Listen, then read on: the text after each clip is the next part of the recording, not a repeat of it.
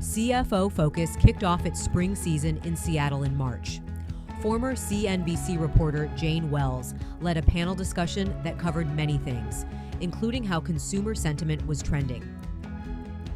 My name is Kelly Dilts. I work with Nordstrom as their CFO. I'm currently 7 months in, so it's been great.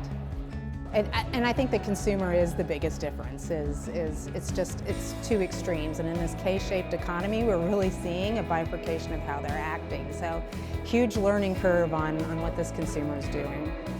It's been interesting. So the sentiment has been really strong until the late December, and then it just crashed, which was interesting because it was kind of before all of the war activities happened.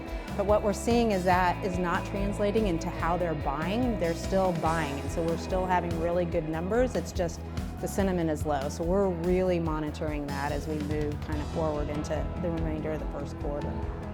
My name is Shannon Damen. I am the Chief Financial Officer at REI.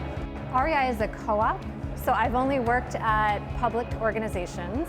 And so it's been really fun to learn a new corporate structure, financial structure, and really have the member's best interest at heart. The consumer right now has not pulled back. The consumer is actually spending full price. They're really mindful about what they're purchasing, why they're purchasing it, and we're seeing beats to our expectations, which is really interesting with all the volatility in the marketplace right now.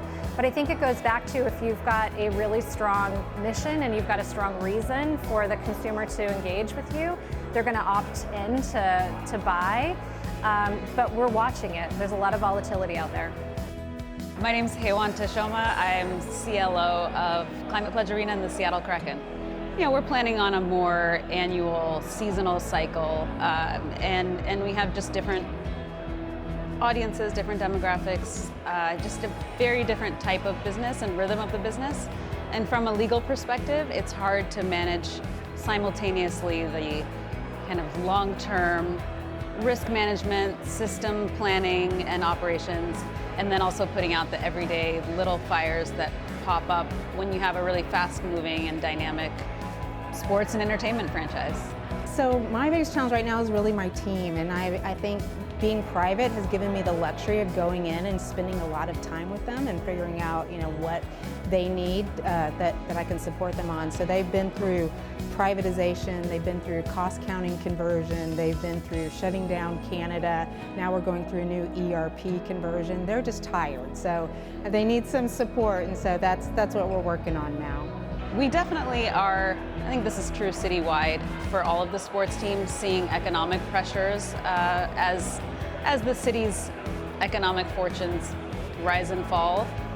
This is a discretionary spending industry, and we're very mindful of that. We're constantly trying to find ways to keep prices affordable, even though obviously inflation is resulting in what should be increasing costs that we, you know, in a normal environment would pass along to the customer. But we've been reducing ticket prices year over year because we want to make sure that our guests are getting the value that they feel they deserve, right? That's part of creating a new brand and a new team, is trying to make sure that you are meeting the fans where they're at, and that is a really hard challenge, considering that labor costs in Seattle in particular are constantly rising. But working at a co-op, the entire organization is really rallied around the long-term betterment of the organization and what their actions do, and they work really hard. And so it's been an interesting dynamic. I think that may be more co-op based, it may be more passion based, but it's been a breath of fresh air, to be honest with you. It's been really lovely.